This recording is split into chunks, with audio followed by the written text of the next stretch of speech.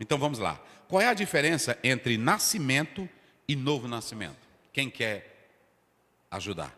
A diferença entre nascimento e novo nascimento. Eu creio que vocês já pegaram, filho da meada. Bora. Para nós encerrar, para nós... O nascimento é nascer a primeira vez. Sim. O novo nascimento é nascer uma segunda vez de uma outra forma. O nascimento, como você diz, é um princípio da vida. Nasceu, está vivo.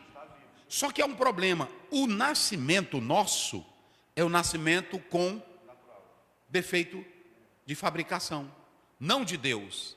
Romanos 5,12, Salmo 51,5, Romanos 3,23, todos pecaram. Eis que iniquidade eu fui.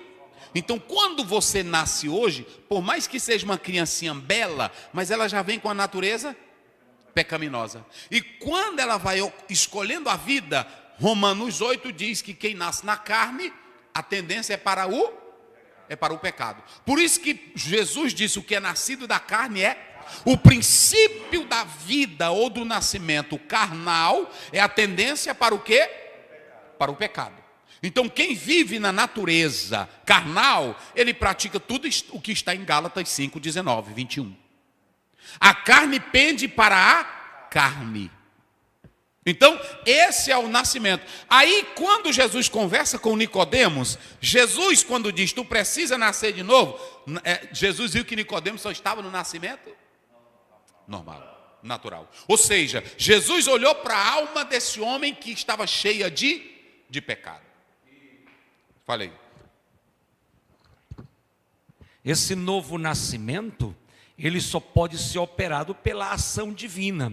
Nós não podemos pedir que um defunto levante. Isso. Precisamos que entre nele o fôlego de vida. E este fôlego de vida para a natureza caída é o Espírito Santo. É por isso, pastor, que a igreja que não prega o evangelho, ela está fora de... Porque nenhuma outra coisa, olha para cá, bota para cá, Caio. Você tem que entender, canções não renova, não traz regeneração. Mensagens positivas, no sentido de tratar o ego, não transforma. É só o ato sobrenatural do Espírito Santo. Meu Deus dos céus! Então, Nicodemos tinha um nascimento. Se ele fosse crente, se ele fosse santo, se ele fosse salvo, Jesus dizia para ele, tu tem que nascer. Eita, meus irmãos. Já era uma nova criatura. Mas Jesus não chamou Nicodemos de nova criatura. Jesus chamou Nicodemos de morto. Não foi assim? Ele tinha um nascimento natural, e esse nascimento natural conduzia ele para a vida de religiosidade, para a vida de coisas naturais. Nicodemos talvez pensasse que Jesus ia tratar de política, porque ele era um mestre.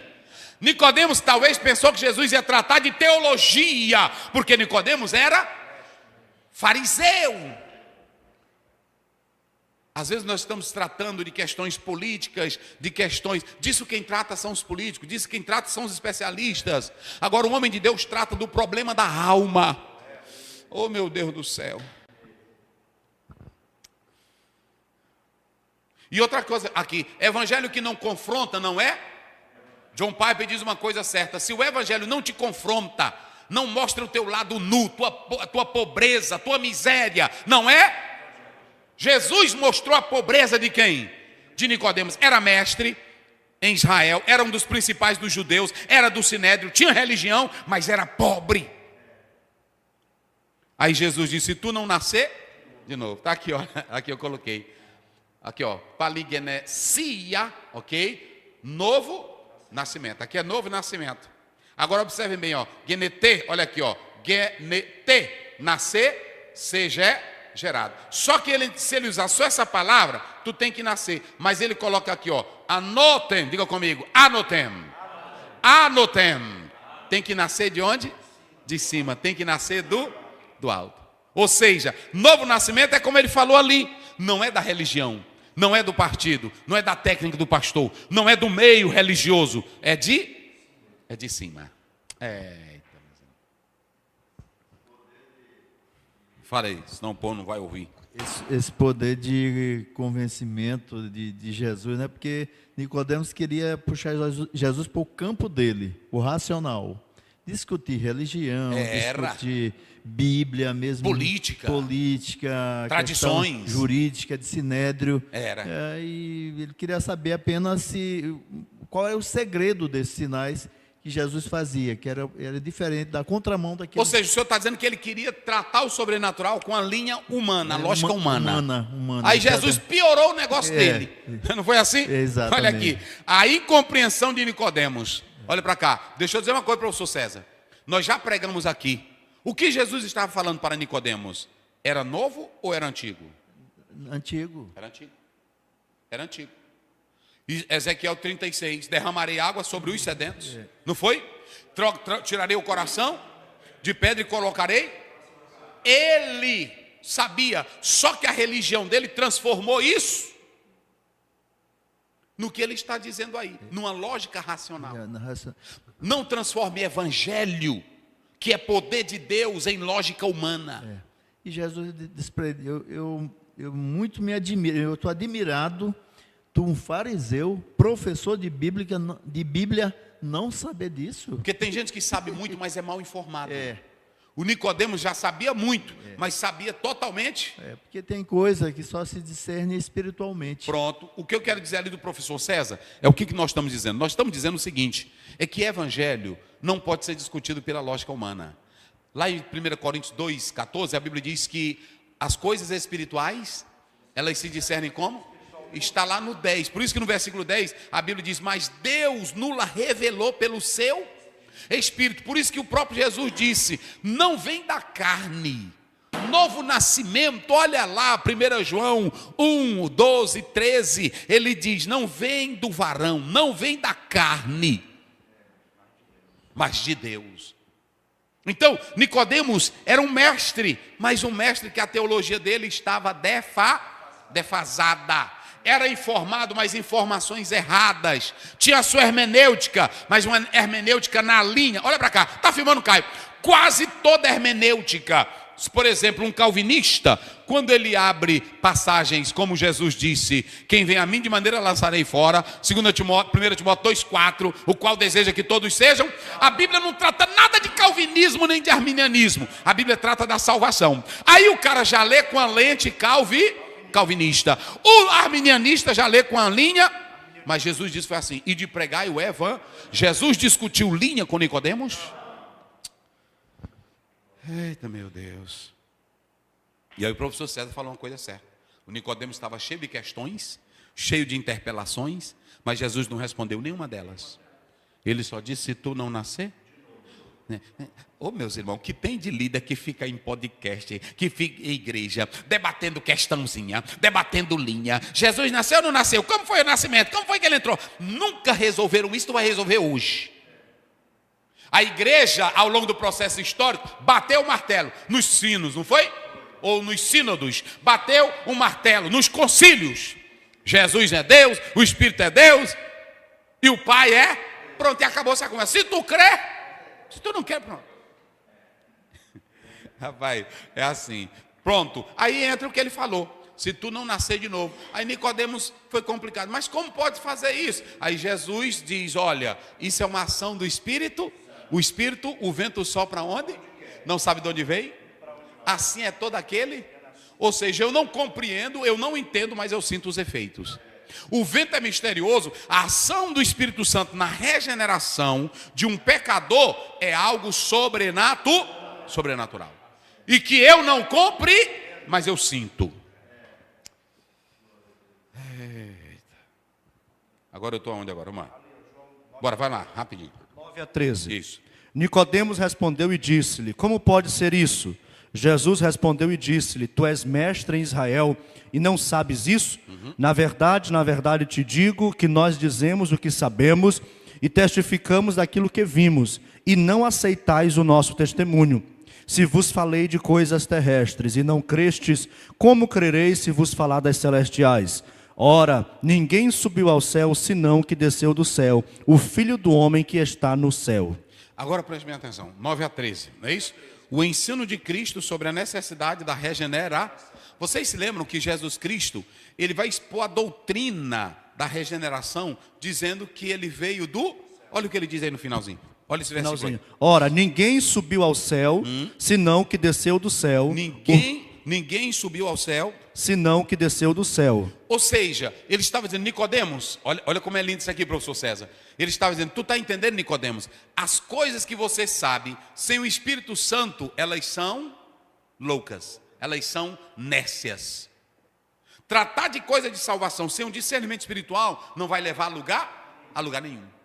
Aí o Senhor Jesus Cristo mostra que a regeneração vem de cima, vem do alto, anotem, vem de cima. Ele diz, ninguém subiu ao céu, senão aquele que desceu o Filho do Homem. Aqui ele estava falando das suas duas naturezas e mostrando que a regeneração é algo que só pode acontecer com quem vem do céu. Aí Jesus Cristo volta ao que Nicodemos disse. Ninguém pode fazer o que tu fazes se do céu. Aí Jesus diz, pois para tu receber o que vem do céu, você tem que ser transformado, regenerado, para poder viver a verdade do Evangelho. Vamos lá, agora 11:13, corre. 11:13. Na verdade te digo que nós dizemos o que sabemos e testificamos o que vimos e não aceitais o nosso testemunho. Se vos falei de coisas terrestres e não crestes, como crereis se vos falar das celestiais? Ora, ninguém subiu ao céu, senão que desceu do céu, o Filho do Homem que está no céu. Ou seja, para entender o que vem do alto, o que vem do céu, Jesus estava falando das verdades do Evangelho. Ok? Vamos lá. Agora é do 14 a 19. Corre. 14 a 19. E como Moisés levantou a serpente no deserto, assim importa que o Filho do Homem seja levantado, para que todo aquele que nele crê não pereça, mas tenha vida eterna. Porque Deus amou o mundo de tal maneira que deu o seu Filho unigênito, para que todo aquele que nele crê não pereça, mas tenha a vida eterna. Porque Deus enviou o seu Filho ao mundo, não para que condenasse o mundo, mas para que o mundo fosse salvo por ele. Quem crê nele não é condenado, mas quem não crê já está condenado, porquanto não crê no nome do unigênito Filho de Deus. E a condenação é esta, que a luz veio ao mundo, e os homens amaram mais as trevas do que a luz, porque as suas obras eram más. O que Jesus estava dizendo para Nicodemos agora, era que tanto Nicodemos como os outros estavam dominados pelo veneno do pecado, conforme Números 21, 6 a 9, quando foram picados pela serpente no... Aí Jesus está mostrando, olha Nicodemos, tu estás numa doença mortal, tu estás dominado pelo pecado e tu vai morrer no pecado se não crer em mim. Aí Jesus Cristo mostra a natureza mortal do pecado. Às vezes o pecado pode ser atraente, mas o veneno do pecado é mortal. Ok? É mortal. Então veja bem, aí Jesus fala do poderoso remédio. Qual é o poderoso remédio para curar? É o próprio Jesus Cristo, que é o quê? É o Evangelho, o Cristo do Evangelho. Jesus estava dizendo, Nicodemos, esse veneno que está em tu, essa tradição velha morta, essa tua vida morta, sistema não tira, sabedoria humana não tira, cultura não tira, só tem uma coisa que tira. A lei não resolve, só tem uma coisa que tira. O que é que tira? É o Cristo do Evangelho. Irmão, é por isso que quando eu vou pregar, tem irmão que fica, o pastor não tem poder, receba poder. Não, eu prego o Cristo do Evangelho. Porque não adianta você estar na igreja como Nicodemos sem o Evangelho. Aí ele vai dizendo, você quer ter vida? Assim como eles olharam para a serpente lá, quem olhava passava a ter o quê? Passava a viver, ainda que tivesse o veneno do pecado, mas quem olhasse para a serpente, glória! Quem olha para Jesus, para o Evangelho, passa a viver, gente. Meu Deus do céu, por que nós não pregamos o Evangelho, gente? Por que nós precisamos inventar tantas coisas? Aí observem bem, o Evangelho, quem olha para o Evangelho passa a isso. A verdadeira boa nova do Evangelho. Qual é a maior mensagem do Evangelho? Eita, como é que diz João 3,16? Porque Deus amou o mundo de tal maneira que deu seu Filho unigênito para que todo aquele que nele crê não pereça, mas tenha vida eterna. Então veja bem, a maior mensagem do Evangelho. Vocês viram que lá no início, Nicodemos começou elogiando os sinais. Aí talvez ele pensasse que Jesus ia falar de sinais ou fazer sinais. Só que Jesus sabia que o Nicodemos estava morto. Aí Jesus disse: Nicodemos, tu está no veneno do pecado. Se tu quer viver, olha para mim, Nicodemos. É assim, se tu queres viver, eu sou o Cristo que vai te dar vida. Se tu queres viver, olha para o tamanho do amor de Deus. O remédio do pecado, Nicodemos, é o meu amor. Eita, rapaz. E qual é o grande dever do evangelho? É só crer. Aí Jesus disse: aquele que crê é salvo. E quem não crê? Pronto, então qual é o propósito de se viver o evangelho? É crer. E quem crê vive, quem crê sai do pecado, do veneno velho da cobra. Qual é o benefício do evangelho? Quem crê e receber tem. Então, se tu ainda está na igreja e não tem vida, não é problema nosso não. É porque o evangelho não entrou. Ok? E em último lugar, o que o evangelho traz? Pronto. Jamais serão. Irmão, já pensou? Agora vamos lá. Vamos encerrar aqui. Você viver na igreja, meus irmãos, vou falar para os senhores, sabendo que o veneno do pecado foi tirado. Sabendo que agora você vive o Cristo do evangelho. Sabendo que agora você vive o amor de Deus. Sabendo que agora você crê na mensagem que te dá vida. E você tem a felicidade porque você tem a vida eterna. E você sabe que nunca mais será condenado. Viver uma verdade dessa. Gente, olha para mim aqui. Me digam, o que explica mais isso aqui? É benefício demais, o que eu preciso mais? Ok? Eu coloquei aqui para vocês as 7 passos para a salvação. Primeiro, eleição, chamado, regeneração, justificação, adoção, santificação e glorificação. 7 pontos para o evangelho.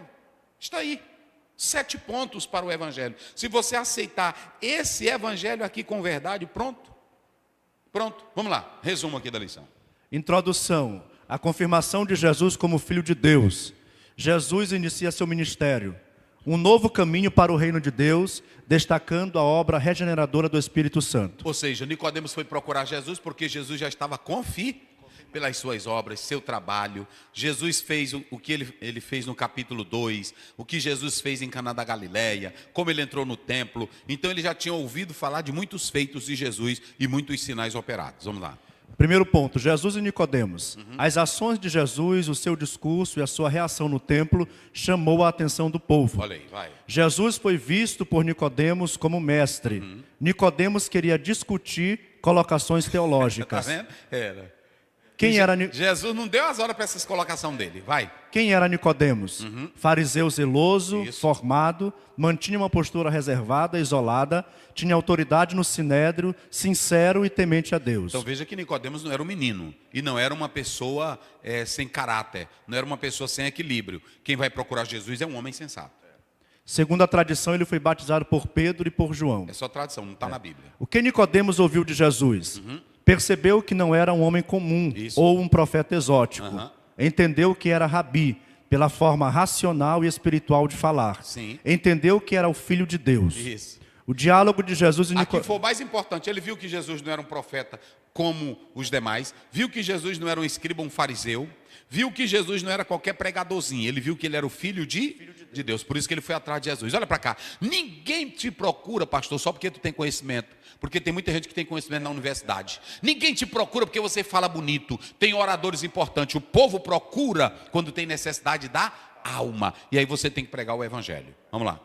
O diálogo de Jesus e Nicodemos. Ele ficou assustado. A teologia de Jesus era inaceitável. 2 elementos para entrar no reino: a água, que é o batismo, Isso. e o Espírito, que é a ação sobrenatural. Deixa eu dizer uma coisa para vocês. Há muitos teólogos que dizem que a água ali era uma referência ao batismo de João. A Bíblia não diz.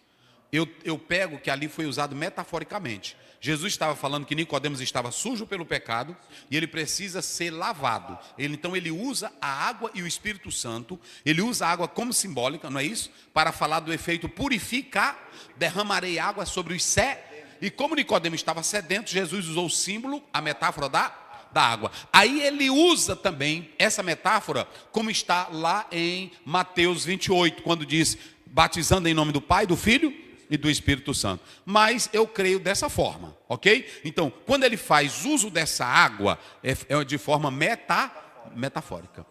Era uma ação sobrenatural, assim como o vento e assim como o Espírito A água era o efeito purificar. O Espírito é aquele que dá a nova natureza, que implanta a nova natureza. É nesse sentido, vamos. Segundo ponto, novo nascimento, obra da regeneração. Mas aqui nós temos dois elementos para entrar no céu. A purificação, não é isso? E a ação sobrenatural, do Espírito. Pela tua vontade, pelo teu poder, tu não entra. Vamos. Regeneração, voltar a ser gerado, Isso. poligenesia. É isso aqui nós já lemos, né? Ó, pó, porque aqui nós temos 2 gama, e quando nós temos 2 gama no grego, um funciona como nasal, ok? Ó, poligenesia, novo nascimento. Mudança efetivada pela graça da natureza carnal para a natureza espiritual. É novo nascimento por quê? Porque ele implanta uma nova não é um esforço, não é uma reforma, é uma nova Pronto, sendo de novo gerados, 1 Pedro 1,23. Ou seja, novo nascimento é ser gerado de novo. Vai lá. É uma expressão metafórica ao novo nascimento. Isso. Conversão, reconhecimento que é pecador e precisa de salvação. Isso. A Trindade trabalhando na regeneração. O ato de regenerar, gerar outra vez, só acontece no campo espiritual. Isso. Jesus, o justo, muitos foram feitos justos por causa da sua obediência e sua morte. Muito bem, o que você vê aí? Há muitos que perguntam, quando o homem pecou, ele perdeu, o que foi que ele perdeu? A imagem ou a semelhança? Todos nós sabemos que a imagem está falando dos atos racionais, desses atributos do próprio Deus, não é isso? Que são atributos comunicáveis. Agora, quando você olha para a semelhança, é o grau de qualidade dessa imagem. Quando o homem peca, a sua imagem, a sua semelhança, ela ficou deteriorada, perdida pelo pecado. Quando Jesus Cristo vem, ele vem para resgatar essa semelhança, essa imagem moral e espiritual, através da regeneração. Isso aí está lá em Efésios 4, verso 24. Então, vamos lá. Meios da obra regeneradora. A natureza da regeneração. Termos errados para a regeneração. Isso. Professar a fé sem experimentar a obra do Espírito. Participar de ambiente social. Isso. Se fechar para a mudança espiritual. A regeneração é uma mudança total. Isso. Regeneração inclui mudança de disposição. Isso. É um novo homem, é uma nova qualidade na alma, uma nova índole. Revela a imagem de Deus. Isso. Os meios da obra regeneradora. Quais são? Uma obra do Espírito Santo, Isso. ação sobrenatural e o poder da palavra. Então só tem 2 formas do homem ser regenerado. Qual é? A ação do Espírito Santo e depois o poder da palavra. Não existe outro meio. Eu coloquei aqui termos errados para a regeneração. Tem pessoas que vão na igreja, gostam da igreja, gostam dos louvores, gostam do hino, gostam da pregação, mas não são Outras, tem uns que vão para a igreja por causa do ambiente social.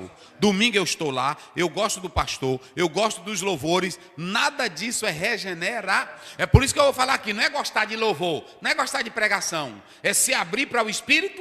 Senhor, eu sou pecador. Jesus fez gracinha para Nicodemos, Jesus cantou hino para Nicodemos, Jesus cantou canção para Nicodemos, Jesus pregou mensagem curta para Nicodemos. O que foi que ele disse? Tem que nascer de novo. E aí é o mais interessante, quando você pega Pelágio dizia que o homem, ele não foi profundamente afetado pela queda, podendo escolher o bem sem a graça regeneradora. Tá certo? Errado. Olha aqui, ele estava negando a necessidade de regeneração pelo Espírito Santo. Então, desprezamos esse termo aí de Pelágio. Semipelagianismo, Cassiano. A iniciativa da salvação começa com o homem e Deus coopera. Não. De maneira nenhuma. A iniciação da salvação, ela não começa com o homem. Ela começa com quem? Com Deus. E o homem responde sim. Não tem nada a ver, ok? Outra, a teologia liberal, Schleiermacher, ele diz, a regeneração começa apenas com o despertar da consciência religiosa. É isso? De maneira nenhuma. Quem quiser, nós queremos dizer que a regeneração não é uma experiência subjetiva e psicológica. Não. A regeneração é uma transformação da velha Pronto. É o velho homem morrendo e o novo homem sendo implantado, nascendo. Glória a Deus. Professor César orando e o pastor Adalberto dando as bênçãos apostólicas. Senhor Deus, te louvamos, agradecido por mais uma aula maravilhosa nesta noite. Continue conosco, meu Pai, com teu povo em qualquer parte do mundo. teus servos, meu Deus, resolve esse problema, cure nesta noite, abençoe, guarde, protege, dê vitória, responde a oração do teu povo. Pai, continue abençoando teu filho, professor Pastor Zé, guardando o sangue de Jesus, juntamente sua família, ministério, igreja, projeto, Senhor, dê vitória. Continue usando teu filho poderosamente para a glória do teu nome, para o bem do teu povo. Em nome de Jesus nós te louvamos. Amém. A graça do Senhor Jesus, o amor de Deus, a comunhão e a consolação do Espírito Santo seja com todos.